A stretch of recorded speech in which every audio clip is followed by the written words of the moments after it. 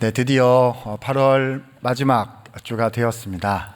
다음번이면 이제 우리 2024년에 다음 텀으로 넘어간다 하는 생각이 듭니다. 8월 한 달 동안 교회에서 기회를 주셔서 소선지서에 나타난 하나님은 어떤 분이시고, 그래서 교회는 어떤 곳이고, 그래서 우리가 감당하는 또 소선지서에 나타난 선교의 의미는 무엇인가, 이런 것들을 우리가 그동안 3주 정도 살펴보았고, 이제 오늘 마지막 시간이 되겠습니다. 화면 보면서 그동안에 봤던 거 다시 한번 보도록 하겠습니다. 제가 지금 이제 학교에 있는 사람이어서요, 복습의 중요성을 지난히 보이더라도 복습을 해야 머리에 남고 마음에 남는다 생각해서 보여드리는 거니까요. 시험은 안 봐요. 내가 4주 동안 계속 얘기했습니다. 네, 나왔군요. 자, 부르심이란 무엇인가? 이것이 바로 우리는 어떤 존재인가와 연결이 되어 있는 거지요. 그래서 우리는 하나님과 관계가 없던 우리를 하나님은 향하여 부르셨습니다. 이것을 위로 향한 부르심이다, 거룩함을 향한 부르심이다 말씀을 드렸어요. 하나님은 어떤 분이신지 알게 되고, 그래서 우리가 어떤 기준으로 살아가야 되는지도 알게 되는 위로, 주님께로 향해서 나아가는 내용이었습니다. 그런데 이게 다가 아니고요. 그래서 하나님을 알았기 때문에 그 다음에 어떻게 해야 되는가? 그것은 나가는 것이고 내려가는 것이다, 아래를 향한 방향성이다 라고 말씀드렸습니다. 열방을 향해서 가는 것이고 세상을 향해서 가는 것이고, 그래서 그것을 우리는 제사장적인 역할을 하는 제사장 나라다, 이렇게 이해해야 한다 말씀드렸어요. 이것이 성경 전체, 소선지서뿐만이 아니라 성경 전체에 나타나고 있는 아주 명확한 교회에 대한 뚜렷한 그림이다, 이렇게 말씀드릴 수 있습니다. 그런데 이것을 우리는 소선지서라는 12권의 책을 중심으로 해서 그동안 찾아봤습니다. 자, 다음 화면 주시면은요, 이제는 이것도 외우실 수 있겠죠. 네, 근데 순서를 외우긴 어려울 거예요. 그래도 잘 알면 좋겠습니다.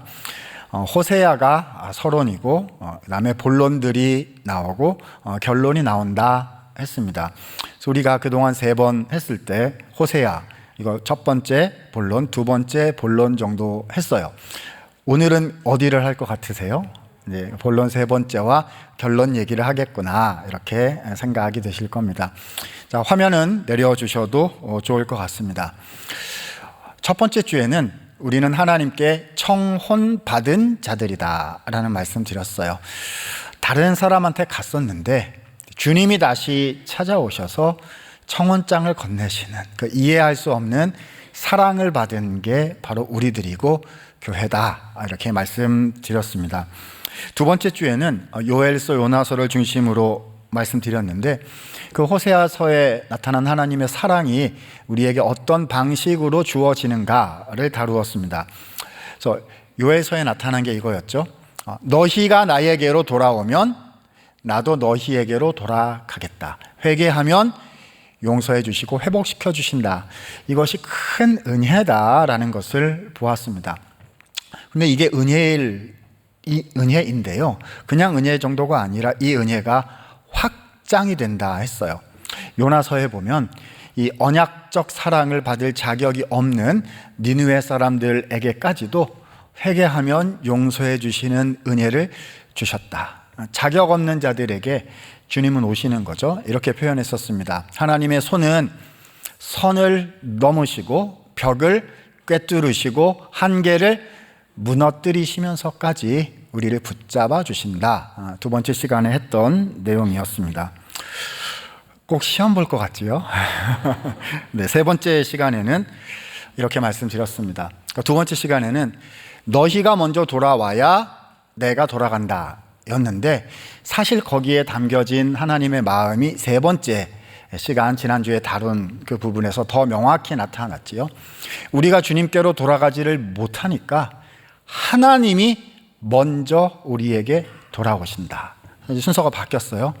내가 너희에게로 돌아간다. 그러니 너희도 나에게로 돌아와라. 이것이 미가서 이후의 이야기다 말씀을 드렸고요.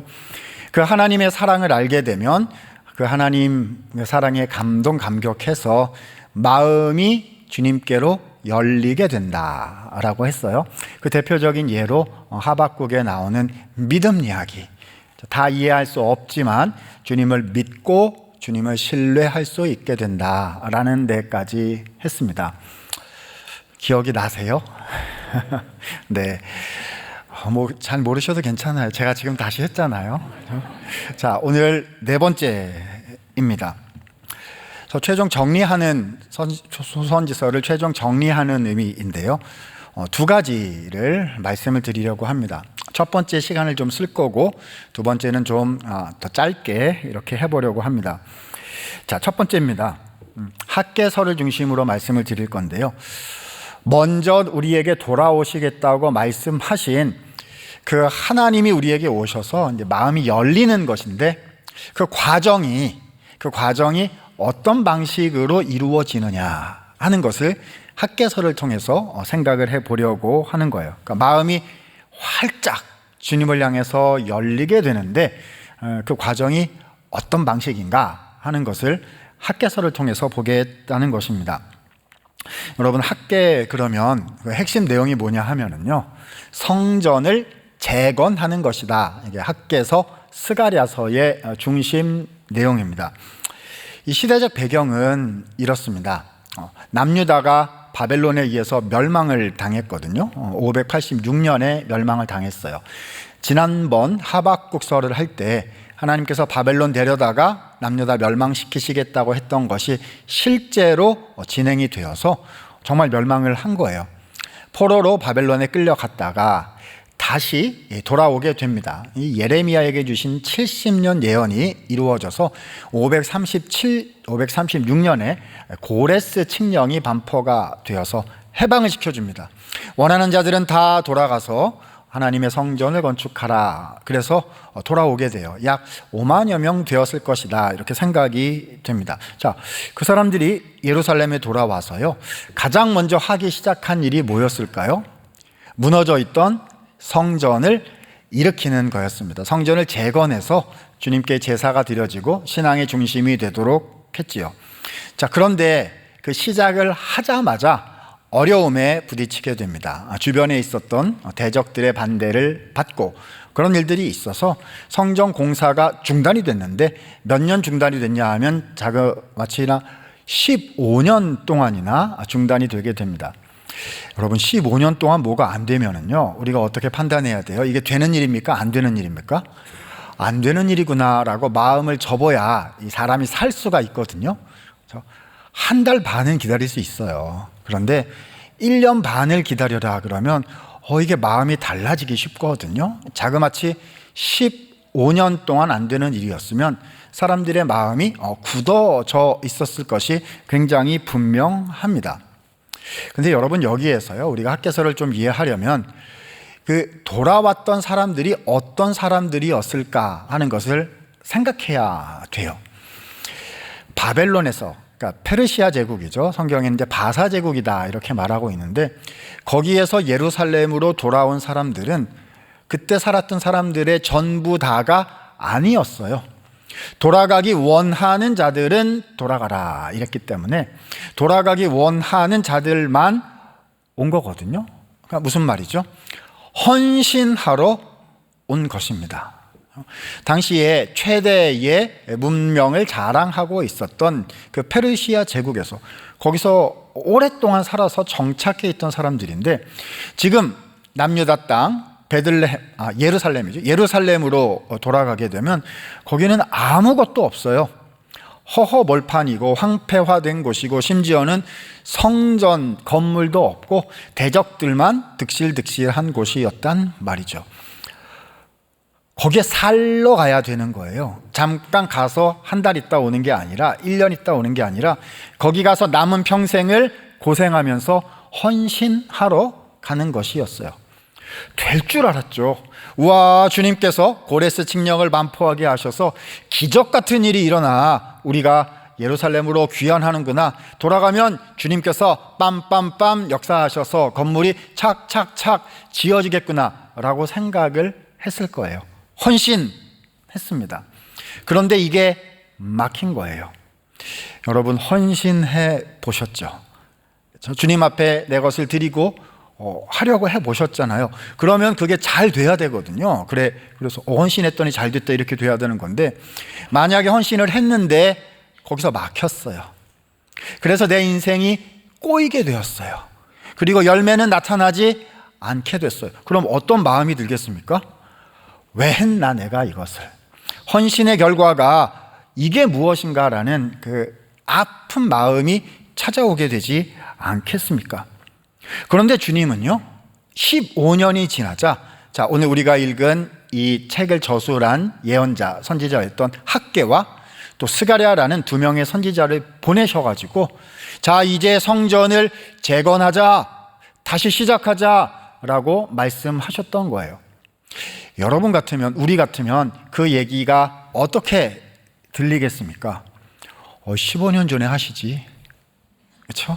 그때 그렇게 한다고 했을 때 그때 들어주시지. 그때는 모른 척 하시다가 왜 지금 하시는 겁니까? 왜 내 마음을 이렇게 만들어 놓으시고서는 지금 다시, 왜냐하면 낫거든요. 나야 살 수 있으니까, 그래야 편하니까 마음 정리가 됐는데 주님이 다시 하라고 하시는 거거든요. 이게 무엇일까요? 하나님은 여기서 어떻게 그들의 마음을 움직여 가셨을까요? 사실 그렇잖아요. 우리들 안에도 그런 일들이 있을 수가 있습니다. 우리의 일상에서 우리가 경험하는 것들, 우리가 직장과 사업의 터전에서 경험하는 것들, 내가 관계 속에서, 내 인생의 단계 속에서 경험한 것들 속에서 하나님의 뜻을 행하고 이루려고 했는데 그것이 어떤 한계, 어떤 잘못 때문에 멈춰버린 경우들이 있을 수가 있다는 거죠. 그런데 주님은 그때 우리를 찾아오셔서 우리의 마음을 움직이시기 시작하시는 거예요. 그래서 학개와 스가랴를 보내셨습니다. 자, 학개서 1장 3절에서 5절 말씀 보면 이렇게 학개가 예언을 하기를 시작을 합니다. 자, 제가 한 절, 여러분이 한 절, 5절은 같이 읽도록 하겠습니다. 여호와의 말씀이 선지자 학개에게 임하여 이르시되, 자, 4절 시작. 이 성전이 황폐하였거늘 너희가 이때 판벽한 집에 거주하는 것이 옳으냐. 같이 읽습니다. 그러므로 이제 만군의 여호와가 이같이 말하노니 너희의 행위를 살펴볼지니라. 네, 너희의 행위를 살펴보아라 말씀하셨습니다.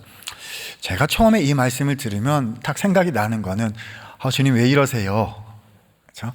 주님이 안 도와주셔서 저 이런 방식에 지금 정착해 있는데 이것도 틀고 또 움직이라고 말씀하시는 겁니까? 이런 퀘스천이 떠오를 것 같아요. 주님은 이 방향으로 계속해서 말씀을 하십니다. 6절에 보니까, 1장 6절에 보니까 이렇게 말씀하세요. 너희가 많이 뿌릴지라도 수확이 적으며 먹을지라도 배부르지 못하며 마실지라도 흡족하지 못하며 입어도 따뜻하지 못하며 일꾼이 삭슬 받아도 그것을 구멍 뚫어진 전대에 넣음이 되느니라. 너희가 노력하는 만큼 거두지 못하는 것이 바로 성전을 재건하지 않았기 때문이다 라고 말씀하시는 거예요. 백성들 탓을 한다고 말씀하시기보다는, 그런 뜻이라기보다는 현상에 대한 하나님의 설명이다, 우리가 그렇게 생각해야 될 것 같습니다. 성전을 재건하고 주님의 방식대로 모든 삶이 영이 될 때 하나님의 축복과 은혜가 정말 풍성하게 주어질 것인데, 그렇게 살아가지 못하고 있는 우리의 현실을 이렇게 표현하고 계시다 할 수 있겠지요. 그래서 1장 8절 말씀에 주님은 이렇게 아주 선명하게 명령하셨습니다. 너희는 산에 올라가서 나무를 가져다가, 자, 무엇을 건축하라? 성전을 건축하라.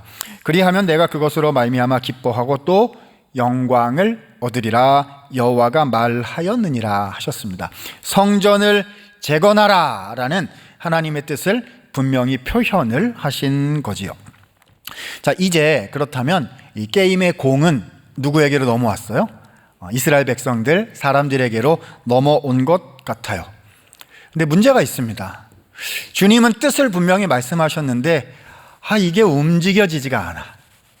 그잖아요. 왜냐하면 이 방향으로 정리를 시켰거든요. 그렇죠? 내가 주님 사랑하고 주님을 위해서 헌신하긴 하는데 아픈 것도 있었고 또 그런 것도 있었고, 그래서 요 정도 하기로 주님은 이게 제가 최선입니다, 우리 여기까지 하기로 정리를 시켰는데 주님이 하자, 그렇죠? 그러실 수 있어요. 자, 이번 가을에 하자 이렇게 하실 수 있거든요. 그게 뭔지 저는 몰라요. 근데 여러분, 우리 개개인은 알 수 있을 것 같아요. 하자 말씀을 하시거든요. 자, 그러면 이게 주님이 하자고 하신다고 이게 돼요? 뭐가 움직여야 돼요? 마음이 움직이고 마음이 열려져야 되는 것 아니겠습니까? 그래서 주님께서는 이 백성들의 마음이 열려지도록 역사하셨습니다. 자, 12절에 보니까 먼저 이렇게 됩니다. 자, 건축하라 라는 말씀이 들려지자 이렇게 돼요. 스알디엘의 아들 스룹바벨과 여호사닥의 아들 대제사장 여호수아와 남은 모든 백성이 그들의 하나님 여호와의 목소리와 선지자 학개의 말을 들었으니 이는 그들의 하나님 여호와께서 그를 보내셨음이라. 백성이 다 여호와를 무엇하매? 경외하매. 그래서 하나님을 두려워하고 하나님을 존귀하게 여겼다는 거예요. 좋습니다. 그런데 뭐가 움직여야 되죠? 마음이 움직여야 확 되는 거잖아요. 14절 먼저 봅니다. 여호와께서 스알디엘의 아들 유다 총독 스룹바벨의 무엇과?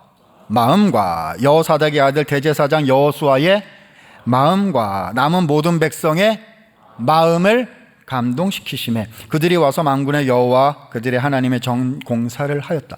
마음이 움직여가지고요 일하기를 시작을 했다. 이렇게 14절은 얘기하는 겁니다. 자, 12절에서는 말씀하셔서 경외했다. 14절에서 마음이 움직여서 공사를 시작했다. 이렇게 되거든요. 자, 중간에 뭔가가 있을 것 같아요. 어떻게 해서 마음이 움직여지게 되었는지 그 동인이 무엇인지를 13절 말씀이 설명하고 있습니다. 자, 13절 같이 읽도록 하겠습니다. 시작. 그때 여호와의 사자 학개가 여호와의 위임을 받아 백성에게 말하여 이르되 여호와가 말하노니 내가 너희와 함께 하노라 하니라. 아멘. 한마디 하셨습니다. 그렇죠? 한 말씀 주셨는데 이 말씀을 듣고 마음이 움직여졌다는 거거든요. 자, 오늘 첫 번째 핵심 말씀 뭘까요? 여호와가 말하노니 뭐라 하셨습니까? 내가 너희와 함께 하노라. 이 말씀을 듣고 마음이 움직인 것입니다. 왜 이렇게 말씀하셨을까요? 저 같으면 이렇게 얘기할 것 같아요. 이번에는 꼭 되게 해주기로 약속합니다. 뭐 이런 말 했을 것 같거든요. 도장 찍을까요? 뭐 이렇게 그런 말 할 것 같은데요. 하나님은 그런 말씀 안 하시고 뭐라고 하셨어요? 내가 너희와 함께 하노라 하셨다는 겁니다. 왜 이 말씀을 하신 걸까요? 자, 우리가 이 말씀에 너무 익숙해서 잘 캐치하지 못할 수 있는데요. 자, 구약 당시의 배경에서 한번 생각해 보도록 하겠습니다. 하나님이 함께 하신다는 것은 자, 뭐에 대한 약속이죠? 하나님의 임재에 대한 약속입니다. 구약 시대에 하나님의 임재를 위해서는 뭐가 필요했죠? 주님이 임하실 장소가 필요했어요. 성막을 건설하자 불기둥 구름기둥이 내려와 주님이 임재하셨고요. 성전을 건축하자 불기둥 구름기둥이 또 내려와서 하나님의 임재가 임하게 되었던 거죠. 이스라엘 백성들이 너무 이걸 잘 알아요. 그러니까 자, 지금 성전이 완공이 됐습니까? 안 됐습니까? 안 됐어요. 그러니까 하나님의 임재는 와요, 못 와요? 못 오는 거거든요. 뭘 해야 주님이 내려오시죠? 성전을 짓고 완공이 돼야 주님 완료됐습니다, 오시죠, 이렇게 해야 주님이 임재하시는 거거든요. 그런데 주님은 지금 그 순서를 뒤바꾸셔서 말씀하신 거예요. 아직 건물이 다 지어지지 않았으나 내가 너희에게로 왔다 말씀하신 거죠. 우리가 그동안 살펴보았던 표현대로 하자면요, 내가 먼저 돌아오겠다 하신 그 말씀을 이 역사적인 시점에서 실제로 이루셨던 것입니다. 아직 건물이 다 지어지지 않았더라도 나는 너희와 함께 할 것이다. 어마어마한 은혜를 주시는 것이고요. 동시에 이번 너희가 노력하는 그 성전을 짓는 것은 반드시 완성될 것이다 라는 것을 다시 한번 약속해 주신 거예요. 여러분, 그러니까요, 하나님께서는요, 이 이스라엘, 이 돌아온 백성들, 포로로 돌아온 이 백성들의 그 가장 어렵고도 딱딱하게 굳어져 있던 바로 그 지점을 어떻게 하신 거죠?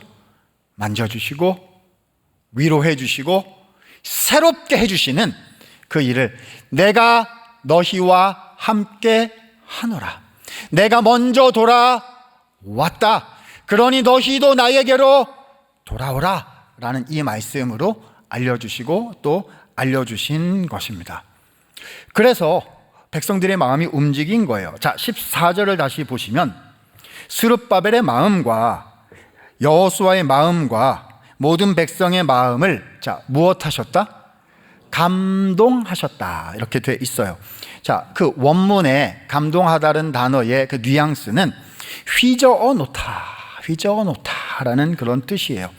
그냥 이렇게 만지셔서 감동 주셨다는 정도가 아니라 휘저으시고 흔들으시고, 그래서 우리가 가지고 있던 모든 것들을 바꾸셔서 하나님의 말씀에 온 마음으로 순종할 수 있도록 주님이 우리의 마음을 터치하시고 은혜로 우리를 새롭게 하셨다는 것을 알 수가 있는 거지요.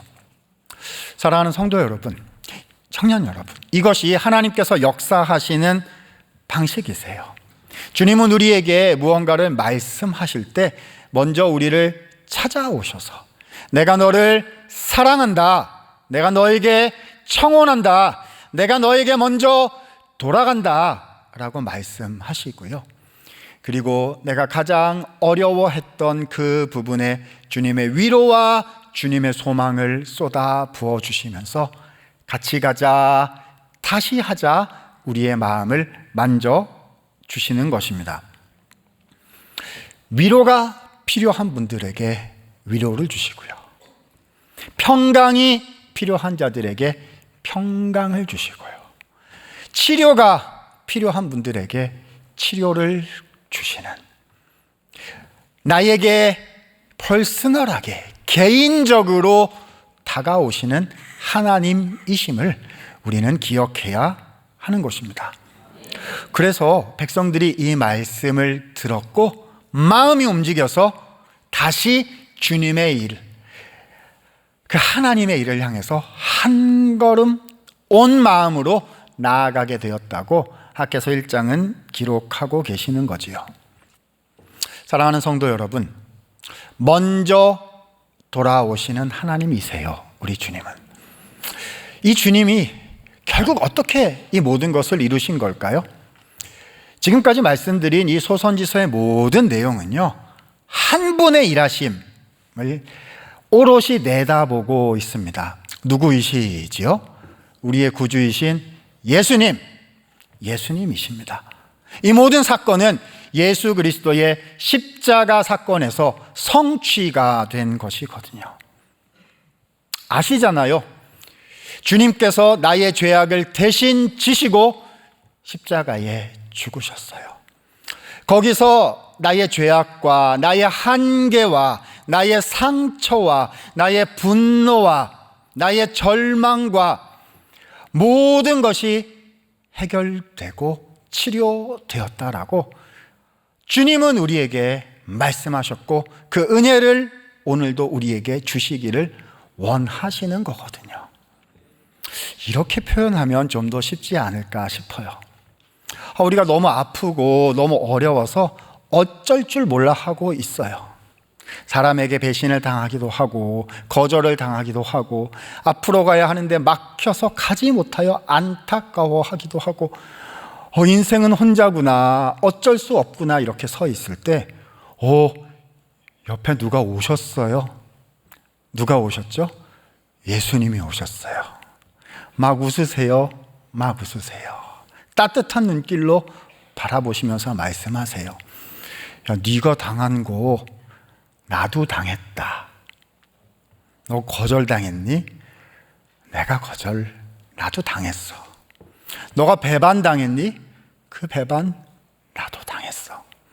모든 것을 포기하는 그 아픔 내가 안다.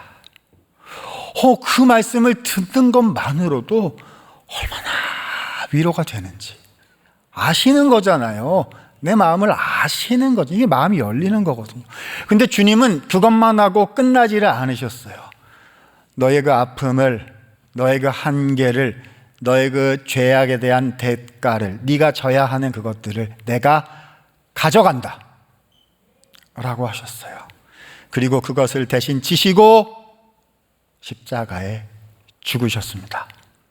무엇을 주셨죠? 그래서 우리에게 약속을 주시고 평강을 주시고 다시 살아야 하는 이유를 주시고 다시는 거절당하지 아니하고 다시는 배반당하지 아니하고 다시는 멈출 수 없는 하나님의 계획과 하나님의 은혜를 주신 거거든요. 가져가시고 진짜로 새 것으로 우리 안에 채워 주신 거거든요. 그래서 그 예수님을 생각하면 다시 해야 되는 거구나, 내가 새롭게 해야 하는 거구나라고 주님께로 이렇게 마음이 열리도록 해주신 것이에요. 예수님을 통해서 하나님은 우리에게 먼저 찾아와 주신 것이지요. 이 은혜가 오늘 예배에 참여하시는 모든 성도님들께 있으시기를 축원합니다. 자, 첫 번째, 학개서 말씀을 드렸어요. 하나님은 우리의 마음을 그 십자가의 사랑과 은혜로 만지셔서 우리가 주님께로 향하여 마음을 열 수 있게 하신다는 거죠. 자, 이제 두 번째입니다. 조금 짧게 갈 건데요. 자, 말라기 내용을 좀 보도록 하겠습니다.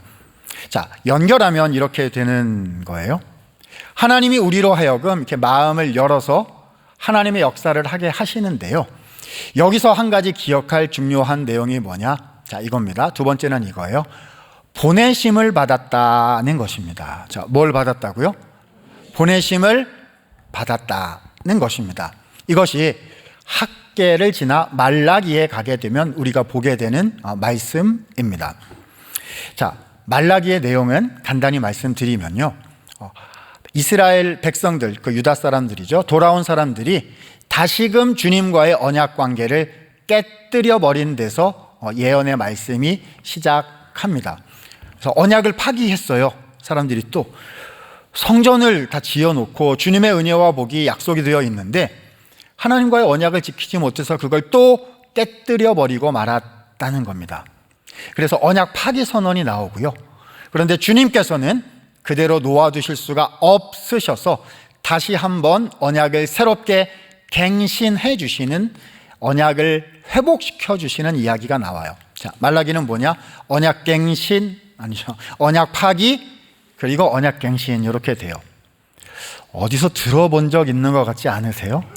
어디서 했었냐 하면 소선지서 첫 번째 시간 하나님께 청혼받다라는 호세아 내용에서 봤었어요. 거기서도 똑같아요.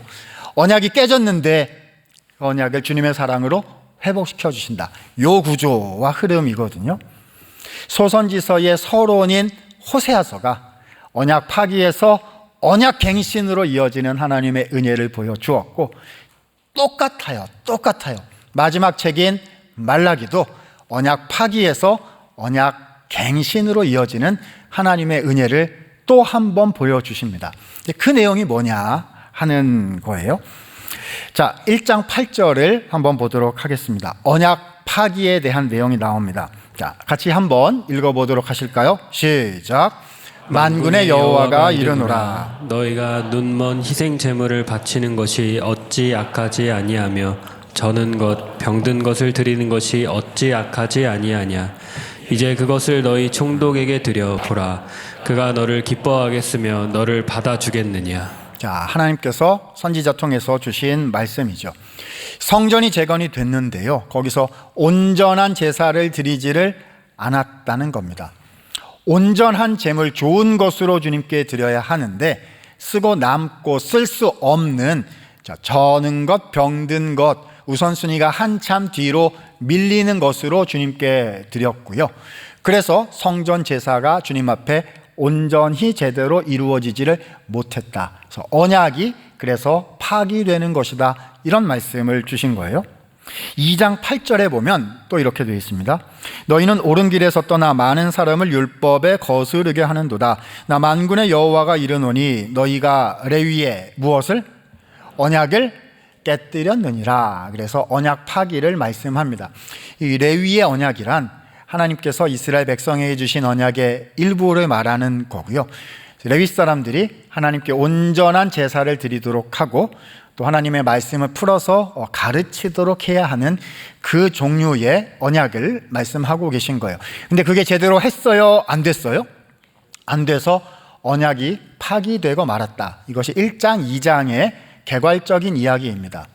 자, 그러면 주님은 어떻게 하실까요? 거기에 대한 주님의 대답과 대응책 답변이 3장 1절과 3절 말씀에 나타나 있습니다.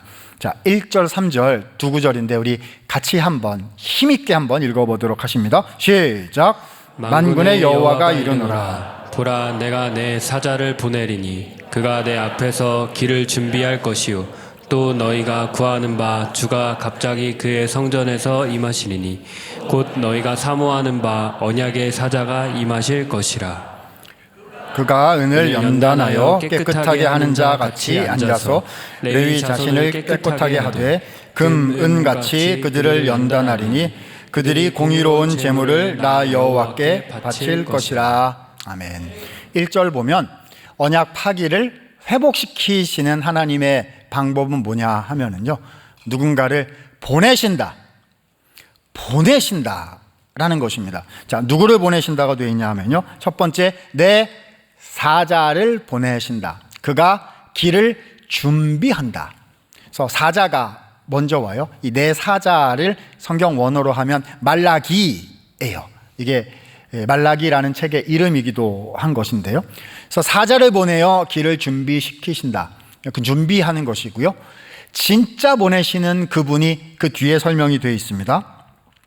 너희의 구하는 바 주가 성전에 임하신다. 주님이 오신다 하셨고요. 결정적으로 맨 마지막에는 너희가 사모하는 바, 자, 누가 오신다? 언약의 사자가 오신다. 언약의 사자가 오셔서요, 무슨 일을 하시느냐?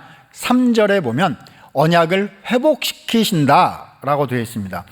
보면 레위 자손을 깨끗하게 하되 그들을 연단하리니 그들이 공의로운 제물을 여호와께 바치게 될 것이다. 자, 아까 온전한 제물을 바치지 못하였으므로 언약이 깨졌다라고 한 거잖아요. 이제 온전한 제물을 주님께 드리게 된다라는 말은 뭐지요? 언약이 회복이 된다라는 의미를 가지게 되는 것이니까요. 정리하면 내 사자를 보내고, 두 번째, 언약의 사자를 보내요 하나님의 언약 관계를 회복시키실 것이다, 이렇게 말씀하신 거죠. 자, 그렇다면 여기에 나오는 내 사자, 언약의 사자는 누구를 가리키는 것일까요? 신약 성경 말씀과 성경 전체를 통해서 해석을 해보면요, 먼저 오는 내 사자란 세례 요한을 가리키는 것이다 라고 우리가 해석하게 되고요. 그리고 오셔서 언약을 이루시는 그 언약의 사자는 누구이시죠? 예수님이시다라고 우리가 결론을 내리게 됩니다. 그러니까 주님은 누구를 보내셔서 회복시키시는 거죠? 예수님을 보내셔서 회복시키신다라는 사실을 알 수 있게 되는 거죠. 자, 그러면요, 보시죠. 첫 번째 우리가 3주 동안 했고 오늘 앞에서도 했고 한 내용과 마지막 말라기에서 한 내용을 두 개를 같이 생각해 보도록 하겠습니다. 자, 지금까지 한 내용은 뭐죠? 누가 우리를 회복시키신다고 했어요? 하나님께서요. 그렇죠? 하나님이 먼저 돌아오셔서 내가 왔다, 내가 먼저 돌아왔다, 그러니 너희도 나에게로 돌아와라. 하나님이 직접 오신다. 이것이 먼저 오신다. 이게 첫 번째였어요. 근데 두 번째는 뭐라고 말씀하죠? 하나님이 누군가를 보내신다라고 하셨어요. 이 두 가지는 서로 구별된 서로 다른 것처럼 생각이 됩니다. 첫 번째는 하나님이 오시는 거고요. 두 번째는 하나님이 누군가를 보내시는 것이기 때문에 이 두 가지가 그렇구나 싶지만 서로 다른 것처럼 생각이 된다는 거지요. 그러나 성도 여러분, 이 두 가지는 사실상 하나입니다. 이 두 가지는 사실상 하나예요. 왜 그런지 말씀드려 보겠습니다. 여러분, 이 두 가지가 누구에게서 하나인 게 드러나는 걸까요? 예수님에게서 이 두 가지가 하나가 된다는 사실을 성경은 증거하고 있는 것입니다. 말씀드려 볼게요. 첫 번째, 우리가 믿는 예수님은 하나님이십니다. 신약 성경에서 예수는 주님이시다 있잖아요. 예수는 주 이렇게 말할 때 예수는 하나님이시다, 하나님의 아들이시다라는 뜻이에요. 물론 구별되신 제2위 하나님이시지만 예수님은 하나님과 동일 본질이신 신성을 지니신 하나님, 제2위 하나님이십니다. 그러니까 예수님이 우리에게 오셨다는 것은 누가 먼저 오셨다? 하나님이 우리에게 먼저 오셨다는 뜻인 거죠. 그런데 동시에 두 번째, 예수님께서는 하나님이신 동시에 하나님과 구별된 자리를 가지신 분이세요. 하나님의 아들이시며 또한 더 중요한 것으로는 사람이 되셔서 온전한 사람 피조물이 되셔서 우리 가운데 오셨기 때문이죠. 그래야 우리를 대신하여 죽으시고 우리에게 그분의 생명을 주실 수가 있었기 때문이죠. 다른 말로 바꿔볼까요? 첫 번째, 그분은 하나님이시지만 동시에 두 번째, 예수님은 하나님께로부터 무엇을 받으신 분? 보내심을 받으신 분이셨다는 거예요. 내가 먼저 너희에게로 돌아가겠다 하신 말씀과 언약의 사자를 보내어 모든 것을 회복시키겠다고 하신 이 두 종류의 말씀은 누구에게서 하나가 되는 것입니까? 예수님에게서 하나가 되어 우리에게 회복의 역사로, 은혜의 역사로 주어지게 되는 것이지요. 사랑하는 여러분, 예수님 믿으시지요? 예수님이 하나님의 아들이시며 동시에 우리를 위해서 죽으시는 사람이 되신 분이신 것을 믿으시지요? 그 은혜가 우리에게 주어진 것이거든요. 그렇다면 한 걸음 더 나아가서 이제 말씀드리는 이것도 똑같이 믿으셔야 합니다.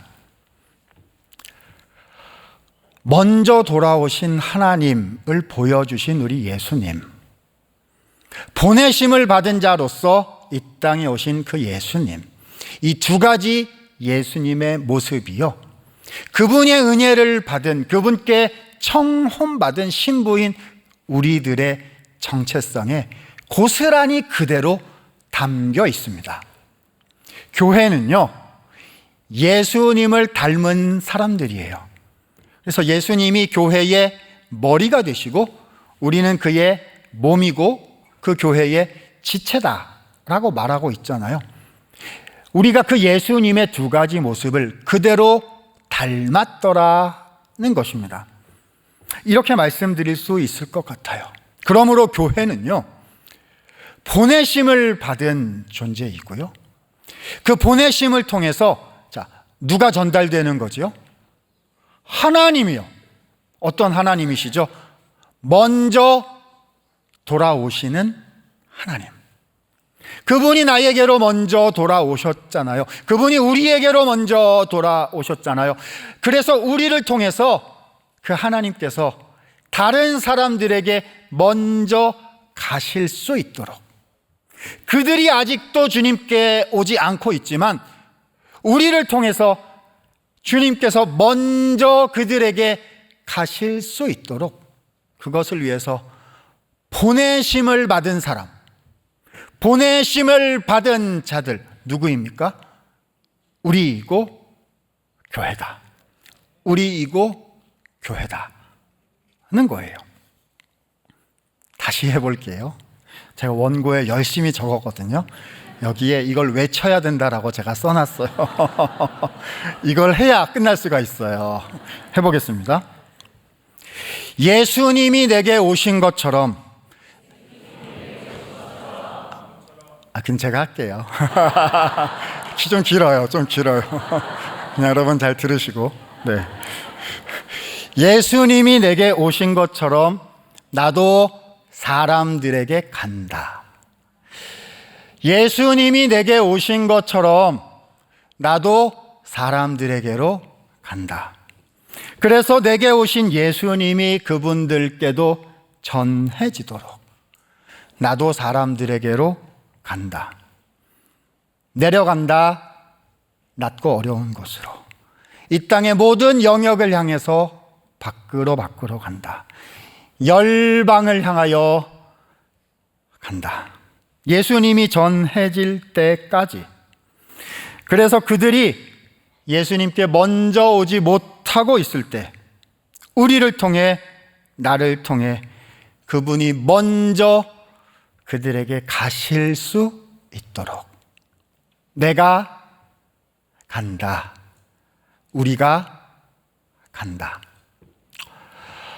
이것이 예수님께 부르심을 받은, 청혼받은 사람들이 갖게 되는 자기 정체성인 것이고요. 이렇게 부르심 받은 사람들을, 그렇죠, 불러내었다. 교회. 보내심을 받았다. 선교. 그렇지요. 우리가 그렇게 많이 소망하고 사모하는 주님 나라를 이루는 선교가, 이 하나님이 어떤 분이신지, 우리를 어떻게 대하셨는지, 예수님께서 나에게 무엇을 하셨는지, 여기에서 흘러나오는 하나님의 복음의 정수라는 것입니다. 한 가지 질문 드릴게요. 여러분, 내가 왜 이 땅에 존재하고 있다고 생각하십니까?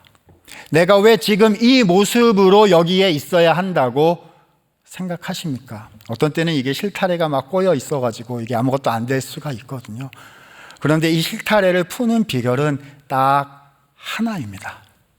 하나님이 누구이신지 알고 그분의 복음의 말씀에 근거하여 나의 인생이 무엇인지를, 그 기본과 근본을 다시금 생각하는 것.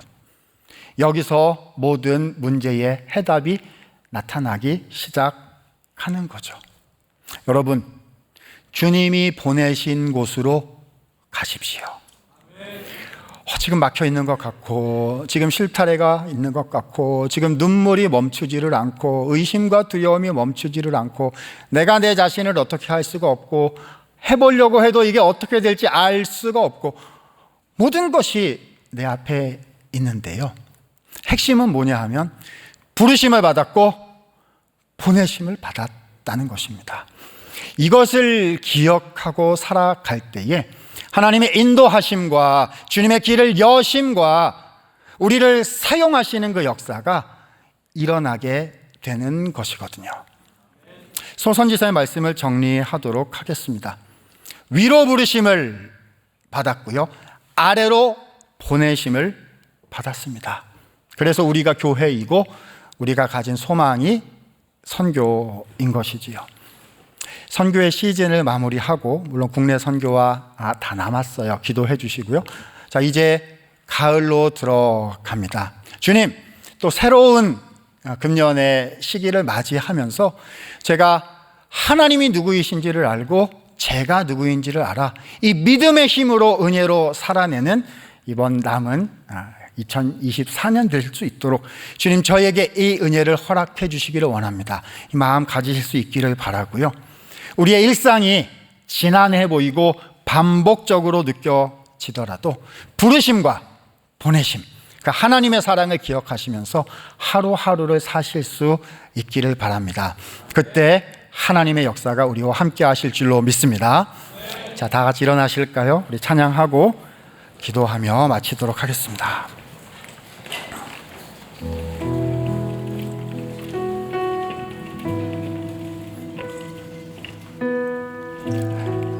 나의 가는 길을 주님이 인도하시네. 함께 찬양합니다. 나의 가는 길 주님 인도하시네. 그는 보이지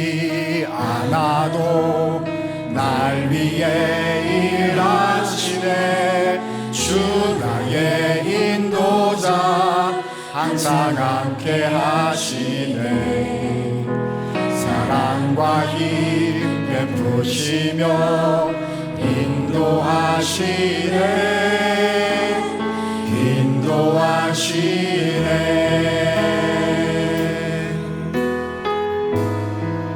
나의 가는 길 나의 가는 길 주님 인도하시네. 그는 보이지 않아도 날 위해 일하시네. 주 나의 인도자 항상 함께 하시네. 사랑과 힘 베푸시며 인도하시네. 인도하시네. 내가 걸어갈 때 내가 걸어갈 때 길이 되고 살아갈 때 삶이 되는 그곳에서 예배하네. 내가 걸어갈 때 길이 되고 살아갈 때 삶이 되는 그곳에서 예배하네. 손을 들고 함께 찬양합니다. 내가 걸어갈 때 길이 되고 살아갈 때 삶이 되는 그곳에서 예배하네. 내가 걸어갈 때 길이 되고 살아갈 때 삶이 되는 그곳에서 예배하네. 부르신 곳에서 예배하네. 상황에도 나는 예배하네. 부르신 곳에서 예배하네. 어떤 상황에도 나는 예배하네. 부르신 곳에서 부르신 곳에서 예배하네. 어떤 상황에도 나는 예배하네. 부르신 곳에서 예배하네. 어떤 상황에도 나는 오늘 함께 들은 말씀 기억하면서 우리 한 가지 제목으로 기도하기 원합니다. 주님, 십자가의 은혜로 나의 마음을 만지사 새롭게 하여 주시는 분이신 줄 기억하며 하나님, 다시 한번 나의 일상을, 하나님, 우리의 모든 존재를 주님 앞에 맡겨드리기 원합니다. 내가 너와 함께하노라 말씀하여 주셨으니 주님께로 마음을 활짝 열고 하나님, 남은 2024년 하나님과 동행하며 믿음으로 살아가기를 원하오니 함께하여 주시옵소서. 보내심을 받은 것을 기억하고 주님이 말씀하신 길에 달려가 그곳에 서 있기 원합니다. 우리 한 사람 한 사람, 우리의 공동체 모든 것을 기억하시고 역사하시는 주님의 은혜로 힘있게 살아내게 하여 주시옵소서. 이 기도 제목으로 주님의 이름 한번 부르짖고 다 함께 기도하십니다. 주여